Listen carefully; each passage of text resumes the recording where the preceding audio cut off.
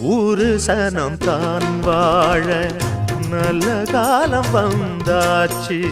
நேத்து வர நாம் பார்த்த துன்பம் யாவும் போயாச்சு.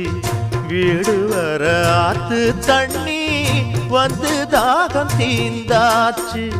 வீதியெல்லாம் பள்ளி கூட பெல்லு ஓச கேட்டாச்சு. இல்லாம இங்க கிடையாது